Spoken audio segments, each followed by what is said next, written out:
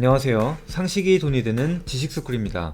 일본이 한국의 우수한 방역 시스템으로 이스라엘에 망신당한 사연이 알려져 화제입니다. 일본의 굴욕은 방역을 넘어서 GDP에서도 따라잡히고 있습니다. 이스라엘 총리가 신종 코로나 바이러스 감염증 방역 비결을 묻는 일본 공영방송 NHK에 한국으로부터 배웠다고 대답했기 때문인데요. 전 세계가 방역의 교과서로 인정하며 앞다퉈 배우는 상황에서도 깎아내리던 일본마저도 우수한 방역 시스템에 꼬리를 내렸습니다. 영상 시작 전 좋아요와 구독 부탁드립니다. 25일 NHK는 이스라엘의 방역 실태를 소개하면서 이스라엘이 본보기로 삼고 있는 건 한국이라고 보도했습니다. 해당 기사는 조기에 감염을 발견해 치사율을 낮게 억제하고 있는 나라로 이스라엘을 조명했는데요. 이날 기준 인구 800만 명의 이스라엘의 코로나19 감염자는 2030명으로 치사율이 0.2%에 불과합니다. 베냐민 네타냐후 이스라엘 총리는 방역 성공 비결로 한국을 배우라고 일본에 조언했습니다. 네타냐후 총리는 검사 태세는 한국 등의 앞선 나라로부터 배웠다면서 한국이 도입한 드라이브 스루 방식의 선별검사가 이스라엘 전국 각지에 운영 중이고 10만 명분의 검사 키트를 한국 등으로부터 조달받았다고 소개했습니다. 이스라엘이 한국의 방역 시스템을 도입한 결과 이달 초에 1일 100명에 달했던 검사자가 22일 이후 하루 3,000명 이상으로 큰 폭으로 늘어났습니다. 이스라엘의 전문가와 미디어는 한국식 검사 방식의 강화가 감염 확대에 의한 의료 붕괴를 회피하는 비장의 카드로 꼽았습니다. 일본은 최근까지도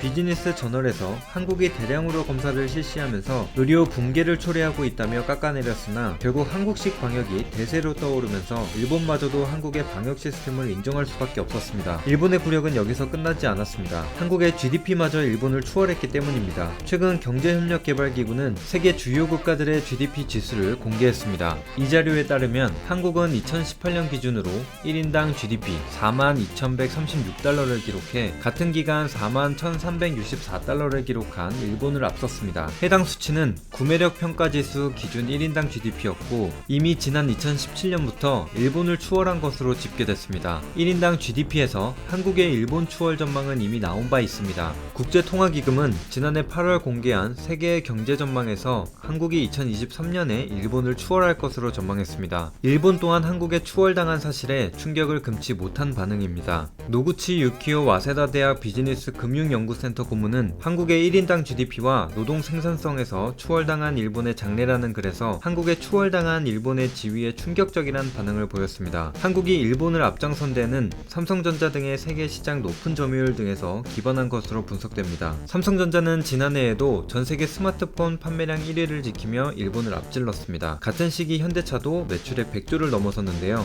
이에 관련 종목의 주식 매수도 늘고 있습니다. 이와 관련된 여러분들의 다양한 의견을 댓글로 남겨주시면 감사하겠습니다. 혹시 주식하시나요? 삼성전자 관련 주식의 급등 종목이 알고 싶으시다면 오른쪽 버튼을 클릭해주세요.